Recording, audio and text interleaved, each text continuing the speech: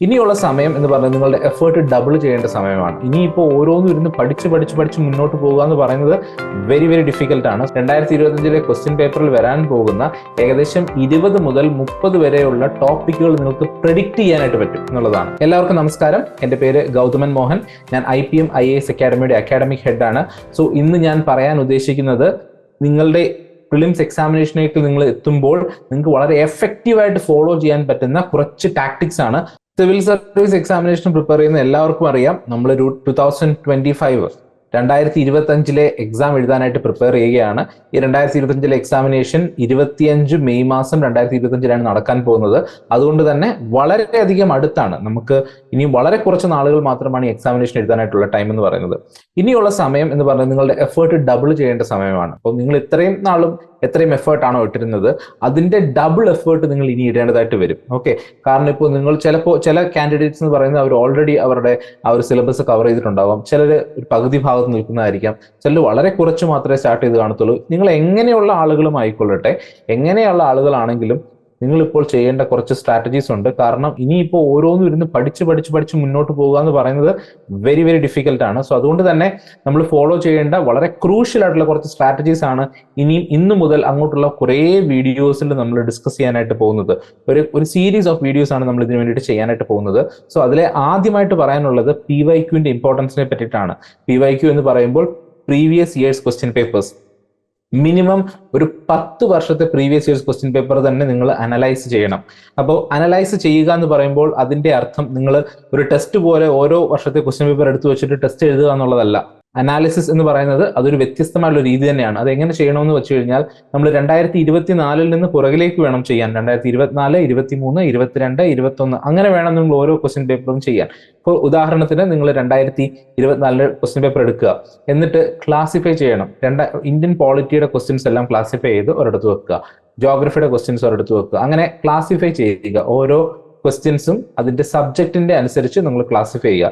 ഇനി ഓരോ സബ്ജക്റ്റിലേക്ക് കടന്നു ചെന്നിട്ട് ഏതൊക്കെ ടോപ്പിക്കിൽ നിന്നാണ് ഈ ക്വസ്റ്റ്യൻസ് ചോദിച്ചിട്ടുള്ളത് എന്നൊന്ന് നോക്കുക. അപ്പൊ നമുക്കൊരു ഏകദേശം ഇമ്പോർട്ടൻ്റ് ആയിട്ടുള്ള കുറെ ടോപ്പിക്കുകൾ അവിടെ കിട്ടും. ഇതേ ആക്ടിവിറ്റി എല്ലാ ക്വസ്റ്റ്യൻ പേപ്പറിലും, എല്ലാ വർഷത്തിലെ ക്വസ്റ്റ്യൻ പേപ്പറിലും നിങ്ങൾ ചെയ്തു നോക്കുക. ഇത് ചെയ്തു നോക്കി കഴിയുമ്പോൾ നിങ്ങൾക്ക് കിട്ടുന്ന ഒരു ക്ലിയർ പിക്ചർ ഉണ്ട്. ആ പിക്ചർ എന്ന് പറയുന്നത് ഏതൊക്കെ ടോപ്പിക്സ് ആണ് റിപ്പീറ്റ് ആയിട്ട് വരുന്നത്.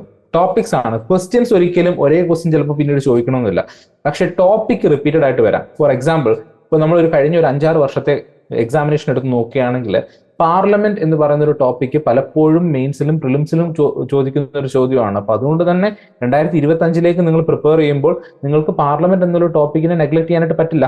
സോ അതുകൊണ്ട് പാർലമെന്റ് കൃത്യമായിട്ട് നിങ്ങൾ പഠിച്ചിരിക്കണം. ആ ഒരു ടോപ്പിക്കിനെ പറ്റി നിങ്ങൾ കൃത്യമായിട്ട് അറിഞ്ഞിരിക്കണം. സോ അതാണ് ഞാനിവിടെ പറയുന്നത്. അത് കൃത്യമായിട്ട് നിങ്ങൾ മനസ്സിലാക്കണം. അപ്പോൾ ഈ ഒരു അനാലിസിസ് നിങ്ങൾ ചെയ്ത് കഴിയുമ്പോൾ ഏകദേശം 20 മുതൽ 30 വരെയുള്ള ഇമ്പോർട്ടന്റ് ആയിട്ടുള്ള ടോപ്പിക്കുകൾ നിങ്ങൾക്ക് ഐഡന്റിഫൈ ചെയ്യാനായിട്ട് പറ്റും. എപ്പോഴാണ്? 2025 ക്വസ്റ്റ്യൻ പേപ്പറിലെ ടോപ്പിക്കുകളാണ് ഞാൻ പറയുന്നത്. അതായത് ഇനി വരാൻ പോകുന്ന 2025 ക്വസ്റ്റ്യൻ പേപ്പറിൽ വരാൻ പോകുന്ന ഏകദേശം 20 മുതൽ 30 വരെയുള്ള ടോപ്പിക്കുകൾ നിങ്ങൾക്ക് പ്രെഡിക്റ്റ് ചെയ്യാനായിട്ട് പറ്റും എന്നുള്ളതാണ്. എന്ന് വെച്ച് കഴിഞ്ഞാൽ അത് പ്രോപ്പറായിട്ട് പഠിക്കുകയാണെങ്കിൽ 30 ചോദ്യങ്ങൾ 30 ടോപ്പിക്സ് ചോദിച്ചിട്ടുണ്ടെങ്കിൽ ആ 30 ടോപ്പിക്സ് നിങ്ങൾക്ക് കൃത്യമായിട്ട് എഴുതാനായിട്ട് സാധിക്കും. 30 ടോപ്പിക് കൃത്യമായിട്ട് ചെയ്യുകയാണെങ്കിൽ 60 മാർക്കാണ് നിങ്ങൾക്ക് കിട്ടുന്നത്. നമുക്ക് ഓൺ ആൻ ആവറേജ് ഈ ഒരു എക്സാമിനേഷൻ ക്ലിയർ ചെയ്യണമെങ്കിൽ ഒരു 90 മുതൽ 100 മാർക്ക് വരെയാണ് നമുക്ക് വേണ്ടത്.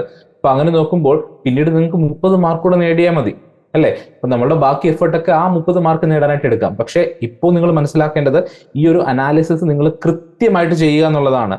ഒരുപാട് കാര്യങ്ങൾ ഇതിൽ പഠിക്കുന്നതിനേക്കാളും നിങ്ങൾ വളരെ പ്രോപ്പറായിട്ട് ഇതിനെ അപ്രോച്ച് ചെയ്യുകയാണെങ്കിൽ, നിങ്ങളുടേതായിട്ടുള്ള സ്ട്രാറ്റജി വെച്ചിട്ട് നിങ്ങൾ ഇതിനെ അപ്രോച്ച് ചെയ്യുകയാണെങ്കിൽ അതാണ് നിങ്ങൾ ഏറ്റവും നന്നായിട്ട് ഹെൽപ്പ് ചെയ്യാനായിട്ട് പോകുന്നത് ഈ ഒരു എക്സാമിനേഷന്. സോ ഇത് നിങ്ങളുടെ മനസ്സിൽ കീപ്പ് ചെയ്തുകൊള്ളുക. സോ അതുകൊണ്ട് തന്നെ ഈ ഒരു പ്രോസസ്സ് ഇന്ന് തന്നെ ചെയ്യാനായിട്ട് ശ്രമിക്കുക. നിങ്ങൾ എപ്പോഴാണോ ഈ വീഡിയോ കാണുന്നത് ആ മൊമെന്റിൽ തന്നെ സ്റ്റാർട്ട് ഡൂയിങ് ദിസ്. ഇത് സിവിൽ സർവീസ് എക്സാമിനേഷന് പ്രിപ്പയർ ചെയ്യുന്ന ഓരോ കാൻഡിഡേറ്റ്സിനോടുമുള്ള എൻ്റെ ഒരു റിക്വസ്റ്റ് ആണ്. സോ നിങ്ങളത് ചെയ്യാനായിട്ട് ശ്രമിക്കുക. എല്ലാവർക്കും നമസ്കാരം. എൻ്റെ പേര് ഗൗതമൻ മോഹൻ. ഞാൻ IPM IAS അക്കാഡമിയുടെ അക്കാഡമിക് ഹെഡാണ്. സോ ഇന്ന് ഞാൻ പറയാൻ ഉദ്ദേശിക്കുന്നത് നിങ്ങളുടെ പ്രിലിംസ് എക്സാമിനേഷനേക്ക് നിങ്ങൾ എത്തുമ്പോൾ നിങ്ങൾക്ക് വളരെ എഫക്റ്റീവായിട്ട് ഫോളോ ചെയ്യാൻ പറ്റുന്ന കുറച്ച് ടാക്ടിക്സ് ആണ്.